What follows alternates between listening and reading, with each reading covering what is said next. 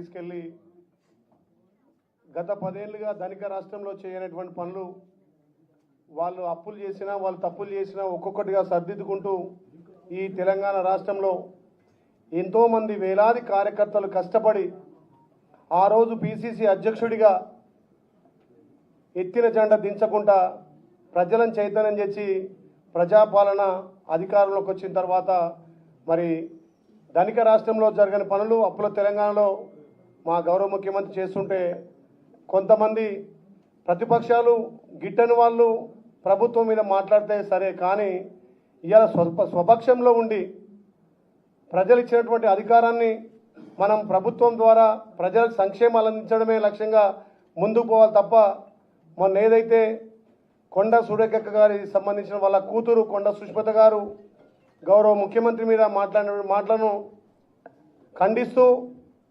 ఎంతోమంది ప్రజలు 10 ఏళ్ళు బానిస పాలన వద్దు ప్రజాపాలన ముద్దని చెప్పి తెచ్చుకున్న ఈ ప్రజాపాలనలో మరి అందరం బాధ్యులుగా గౌరవ ముఖ్యమంత్రికి అండగా నిలిచి ప్రభుత్వం చేపట్టినటువంటి సంక్షేమ అభివృద్ధిని ప్రతి గడప వరకు చేరే విధంగా లక్ష్యంగా మనం ముందుకు పోవాలి తప్ప ప్రభుత్వంలో ఉన్న వాళ్ళు మరి ప్రభుత్వం మీద నిరంతరం కష్టపడుతున్నటువంటి గౌరవ ముఖ్యమంత్రి మీద ఈ రకంగా మాట్లాడడం సరికాదు.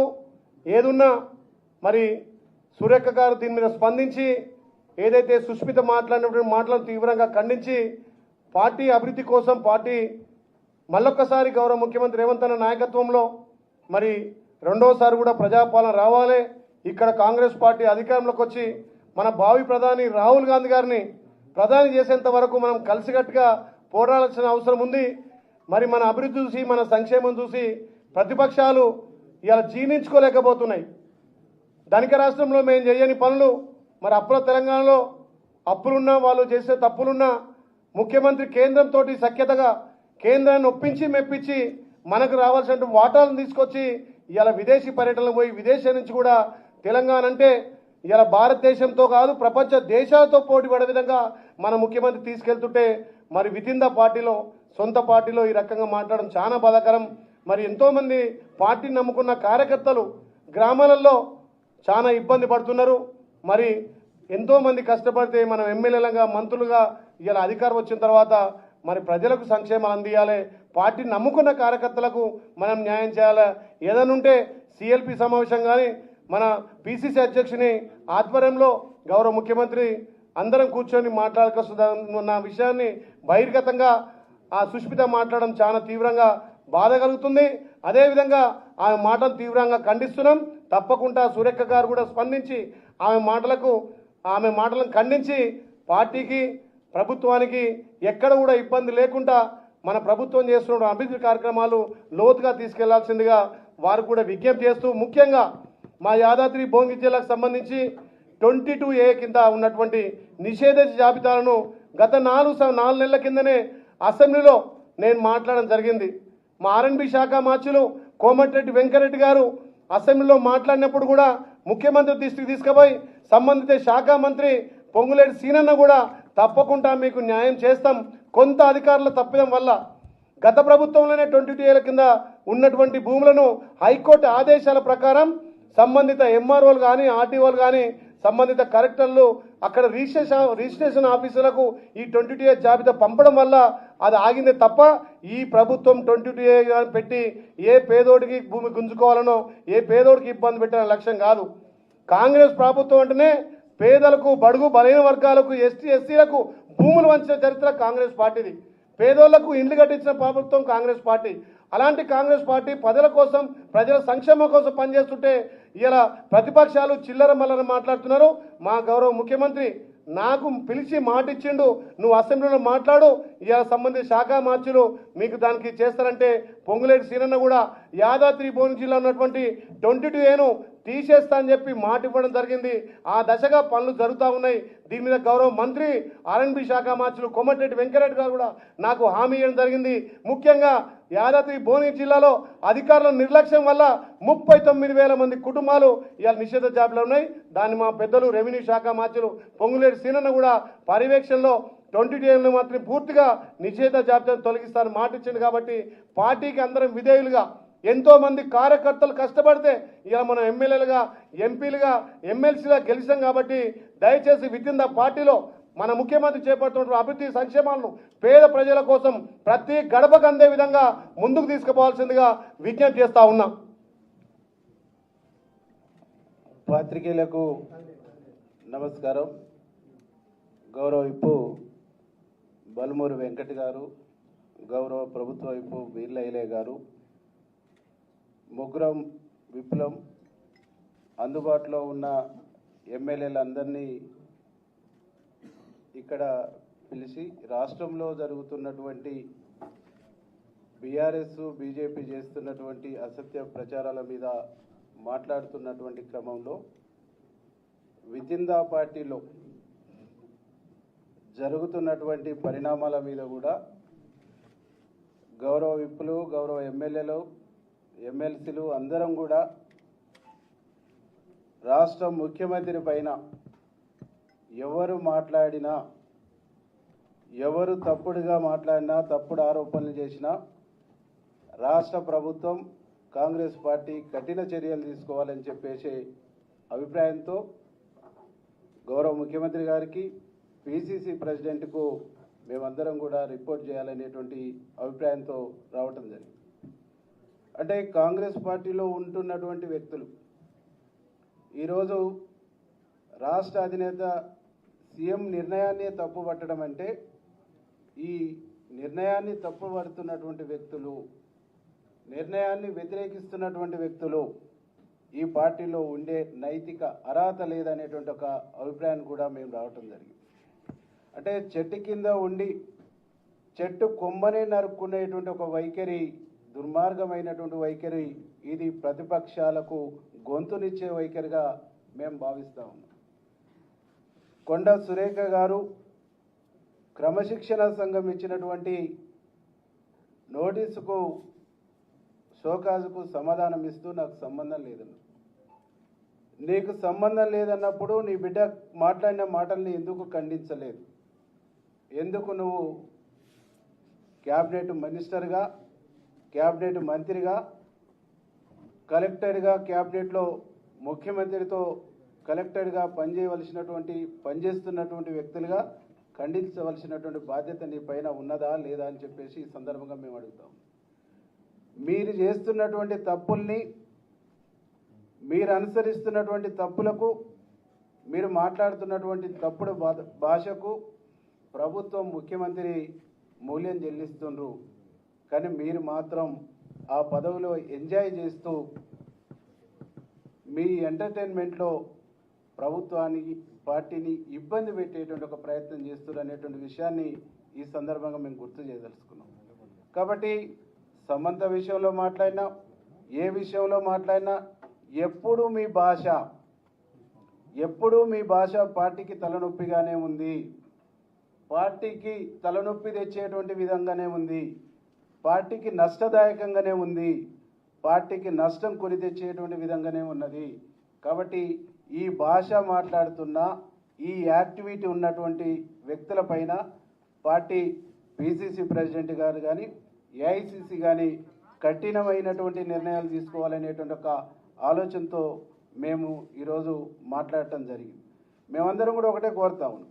ఈ రాష్ట్రంలో కాంగ్రెస్ పార్టీని అధికారం తీసుకురావడానికి ఇక్కడ ఉన్నటువంటి ఎమ్మెల్యేలు, ఎమ్మెల్సీలు, బయట ఉన్నటువంటి మంత్రులు, అనేక మంది నాయకులతో పాటుగా చెమటోర్చినటువంటి వ్యక్తి, రక్తం ధారపోసినటువంటి వ్యక్తి ఈ రాష్ట్ర ముఖ్యమంత్రి రేవంత్ రెడ్డి గారు.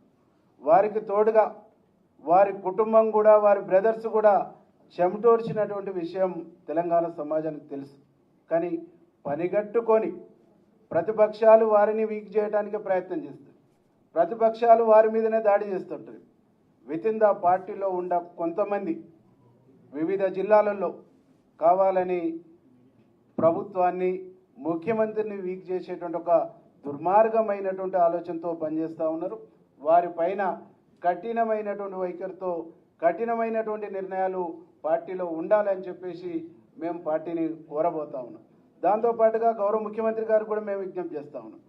ఇట్లాంటి వ్యక్తులు పార్టీకి, ప్రభుత్వానికి నెత్తినొప్పిగా తయారైనటువంటి వ్యక్తుల్ని ప్రభుత్వం నుంచి ప్రభుత్వ బాధ్యతల నుంచి తప్పించాలని కూడా మేము గౌరవ ముఖ్యమంత్రిని డిమాండ్ చేస్తూ ఉన్నాం. కాబట్టి ఎవరైనా పార్టీలో అంతర్గత ప్రజాస్వామ్యం ఉన్నప్పుడు పార్టీ వేదికలలో మాట్లాడుకోవాలి, సంబంధించినటువంటి వేదికలలో డిస్కషన్ చేయాలి, వారి అభిప్రాయానికి సంబంధించిన వేదికలలో స్వేచ్ఛగా మాట్లాడుకునేటువంటి అవకాశం ఉన్నప్పటికీ కూడా ఆ స్వేచ్ఛ మితిమీరిపోయి మైక్ దొరికితే బదాట్ల ఛాయిస్ వస్తే ఊగిపోయేటువంటి నేచరు, ఊగిపోయేటువంటి వైఖరు అది ఎవరు ప్రదర్శించినా అది పార్టీ నిబంధనలకు, పార్టీ నియమాలకు విరుద్ధమైనటువంటి చర్యగా మేము భావిస్తూ గౌరవ ముఖ్యమంత్రి పైన ఎవరు అసత్యమైనటువంటి ఆరోపణలు చేసినా, వితిన్ ద పార్టీలో తప్పుడు పద్ధతుల్లో మాట్లాడినా, ఏకవాక్యంతో సంబంధించిన పదాలు వాడినా కానీ ఉన్నటువంటి ఎమ్మెల్యేలు ఎవరు కూడా చూస్తూ ఊరుకోము అనేటువంటి ఒక విషయాన్ని ఈ సందర్భంగా మేము గుర్తు చేస్తాం. వీళ్ళ భాష మూలంగా, వీళ్ళు మాట్లాడుతున్న విధానాల మూలంగా కార్యకర్తల్లో, ప్రజల్లో అనేక రకాల ఇబ్బందికరమైనటువంటి అనుమానాలు, అపోహలకు గురి అయ్యేటువంటి ఒక పరిస్థితి ఉన్నది. కాబట్టి కొట్లాడి సాధించుకున్నటువంటి రాష్ట్రం 10 సంవత్సరాలు దొంగల పాలైంది. ఆ దొంగల పాలైనటువంటి రాష్ట్రాన్ని, దొరలు చెరబడినటువంటి రాష్ట్రాన్ని ఇవాళ ప్రజల పరం చేసినటువంటి, ప్రజా ప్రభుత్వం ఏర్పాటు చేసినటువంటి గౌరవ ముఖ్యమంత్రి గారు ఒక విజన్తో ముందుకు పోతూ ఉంటే, ఒక విజన్తో ఈ రాష్ట్రాన్ని అభివృద్ధి పదంలో తీసుకుపోతూ ఉంటే ఇలా మాట్లాడే భాష కరెక్ట్ కాదని చెప్పేసి ఈ సందర్భంగా మేము గుర్తు చేస్తాం. ఒక పార్టీ సభ్యుడు కానటువంటి వ్యక్తి, అనామకులైనటువంటి వ్యక్తి మా ఎమ్మెల్యేని పట్టుకొని అడ్డగోలుగా మాట్లాడటం అంటే ఇంతకంటే నీచమైనటువంటి లంపెన్ కల్చరు బహుశా ఎక్కడ ఉండదు. ఒక రాజకీయ కుటుంబం అనుకున్నప్పుడు రాజకీయ విలువల్ని పాటించాలి, రాజకీయ పద్ధతిని పాటించాలి, రాజకీయ గౌరవాన్ని కాపాడుకోవాలి. కానీ ఒక లంపెన్లాగా, తాగుబోతుల్లాగా బజార్లకు వచ్చి మాట్లాడటం అంటేనే అది బజార్ కల్చరు, బజార్ సంస్కృతి అయితే తప్ప Congress party culture, Congress party సంస్కృతి కాదు అని చెప్పేసి ఈ సందర్భంగా మేము గుర్తు చేస్తాం. గౌరవ ముఖ్యమంత్రి పైన ఇప్పటి వరకు మీరు మాట్లాడినటువంటి మాటలకు బహిరంగంగా క్షమాపణ చెప్పాలి. బహిరంగంగా క్షమాపణ చెప్పకుంటే ఈ రాష్ట్రంలో ముఖ్యమంత్రి గారిని అభిమానించేటువంటి లక్షలాది మంది ఆగ్రహానికి మీరు గురిగాక తప్పదు అని చెప్పేసి హెచ్చరిస్తాం.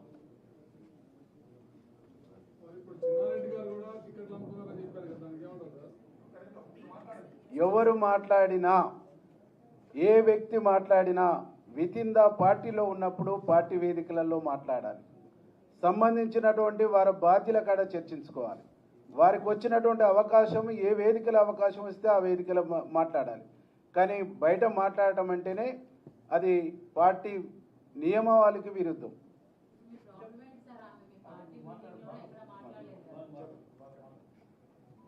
మీడియా మిత్రులందరికీ నమస్కారం.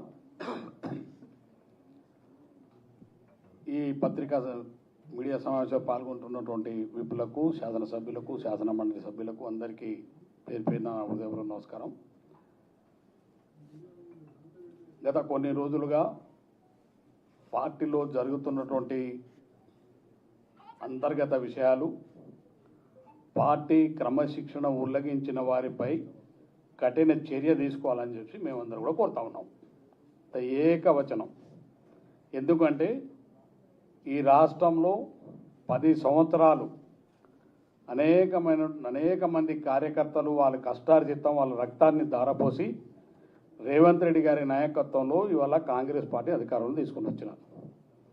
పోలీస్ కేసులు, వాళ్ళ ఆస్తులు పోగొట్టుకున్నారు, వాళ్ళ ప్రాణాలు పోగొట్టుకున్న అనేక మంది కార్యకర్తలు ఇవాళ ఈ రాష్ట్రంలో కాంగ్రెస్ పార్టీని ఆ రోజు అధికారంలో తేవడానికి రేవంత్ రెడ్డి గారు పడ్డటువంటి కష్టం మీకు తెలుసు, నాకు తెలుసు, మా అందరికీ తెలుసు.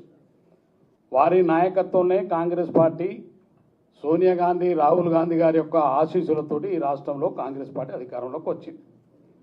అధికారంలోకి వచ్చినటువంటి కాంగ్రెస్ పార్టీ ప్రభుత్వం చేపడుతున్నటువంటి సంక్షేమ కార్యక్రమాలు, అభివృద్ధి కార్యక్రమాల్ని ఆయన ఉన్నటువంటి క్యాబినెట్లో ఉన్నటువంటి మంత్రి వారి యొక్క కుటుంబ సభ్యులు మాట్లాడుతూ తీరుని గ్రామీణ స్థాయి కార్యకర్తలు కూడా అసహించుకునే విధంగా ఇవాళ మేమందరం కూడా దాన్ని పూర్తిగా ఖండిస్తూ ఉన్నాం.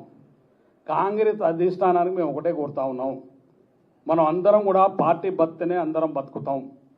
పార్టీ నష్టం జరిగితే ముఖ్యమంత్రి గారిని బలపరచాలనే ప్రతిపక్షాల కుట్రను వీళ్ళు అమలు చేస్తున్నా ఉన్నారు.